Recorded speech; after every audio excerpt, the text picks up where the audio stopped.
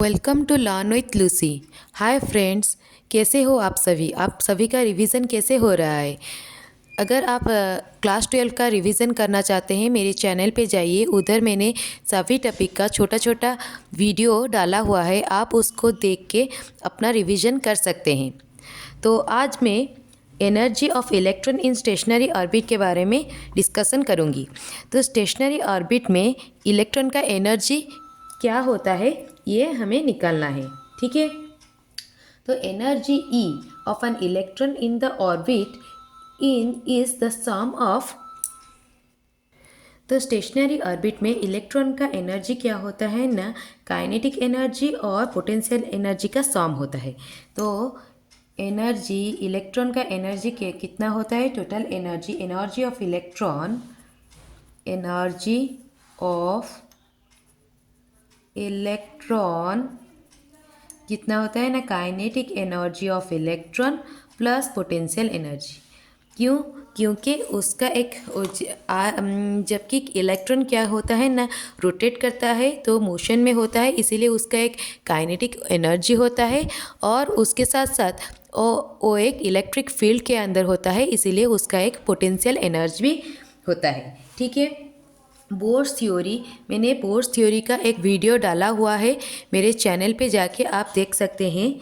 Bourse theory में according to Bohr's theory, Bohr's theory के हिसाब से क्या होता है ना, बोर्स थ्योरी के हिसाब से जब एक इलेक्ट्रॉन एक सर्कुलर पाथ में रोटेट करता है, इसीलिए उसका centripetal force is equals to the electrostatic force of attraction. Electrostatic force of attraction किस लिए है?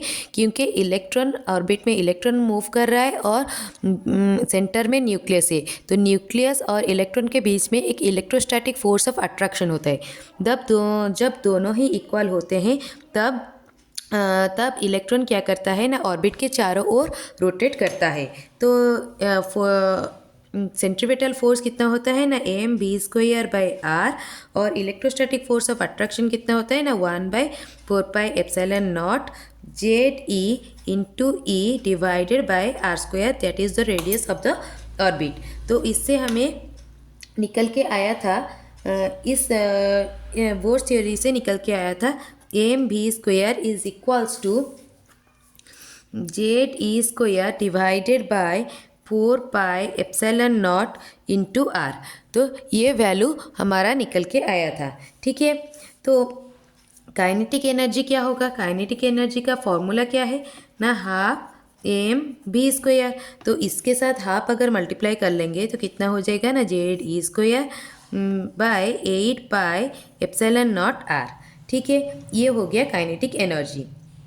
तो अभी ये काइनेटिक एनर्जी में रेडियस का फॉर्मूला डालेंगे। रेडियस का फॉर्मूला जो था वो हमने बोर्स थ्योरी में डिस्कशन किया था, निकाला था, that is n²h²ε0 divided by πm ZE²। तो इसी को बस काइनेटिक एनर्जी में डालना है। तो kinetic energy is equals to कितना आया ना, ZE² बाय 8πε0, 1/r था तो नीचे वाला ऊपर आ जाएगा, πm ZE² बाय n²h²ε0। तो अगर इसको हम लोग लिखेंगे तो काइनेटिक एनर्जी को इन टर्म ऑफ ऑर्बिट के थ्रू अगर लिखेंगे तो कितना आ जाएगा ना, m Z², z है Z² e⁴ whole divided bye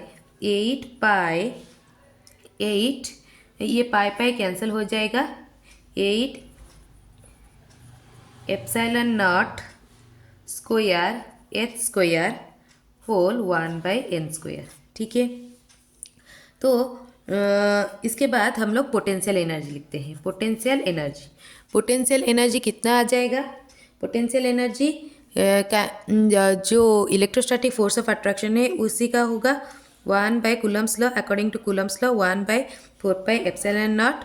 ये वाला क्या होगा, चार्ज क्या है ZE, और इधर इलेक्ट्रॉन का चार्ज क्या है -e डिवाइडेड बाय r। ठीक है, ये क्या है पोटेंशियल एनर्जी। तो फिर क्या potential energy is equals to -1/4πε0 minus 4πε0 Z E square by R. ठीक है, ये आ गया काइनेटिक एनर्जी और पोटेंशियल एनर्जी आ गया। तो टोटल एनर्जी ऑफ इलेक्ट्रॉन कितना होगा? Total energy of electron, total energy electron का टोटल एनर्जी कितना आ जाएगा? Kinetic energy plus potential energy. तो काइनेटिक एनर्जी कितना है? mZ²e⁴/8ε0h² होल 1/n² प्लस ये वाला माइनस है, ठीक है, माइनस 1/4πε0 ZE²/r। ठीक है, ये दोनों को अगर ऐड करेंगे तो कितना आ जाएगा? Total energy is equal to minus ZE² divided by 8πε0r। तो अगर हम लोग E को अगर लिखेंगे, अगर R का वैल्यू अगर डालेंगे तो कितना आ गया? Total energy is equal to kinetic energy plus potential energy. Kinetic energy का ये वाला value ZE²/8πε0r plus potential energy का ये वाला वैल्यू माइनस 1/4πε0 ZE²/r। ठीक है, अगर ये वाला वैल्यू डालेंगे तो कितना आ जाएगा ना? Minus ZE²/8πε0r। ठीक है, ये हो गया टोटल एनर्जी। ठीक है, अभी इसमें ये टोटल एनर्जी में अगर R का वैल्यू, R मतलब ये वाला वैल्यू अगर डालेंगे तो कितना आ गया?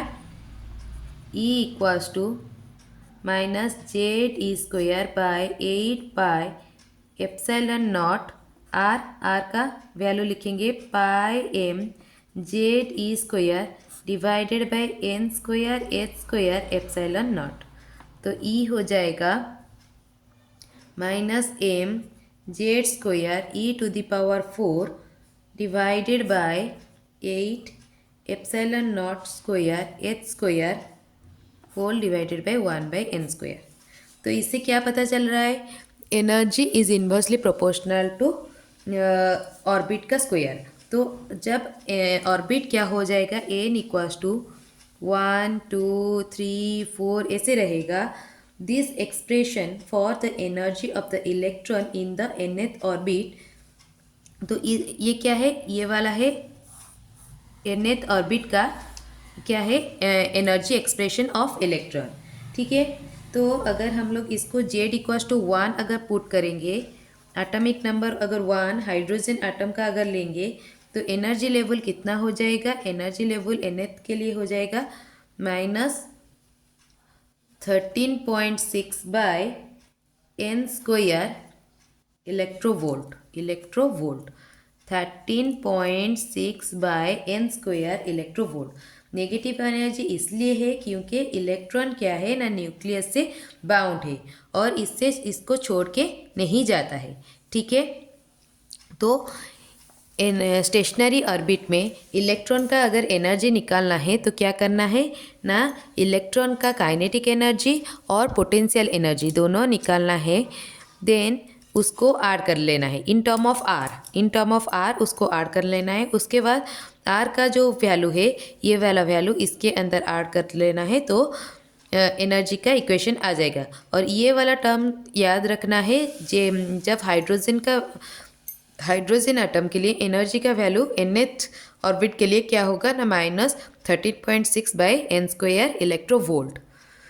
फ्रेंड्स, अगर मेरा वीडियो आपको पसंद आया, please like, share and subscribe my channel and share it more to the class 12 student so that they will also benefit. Please subscribe my channel.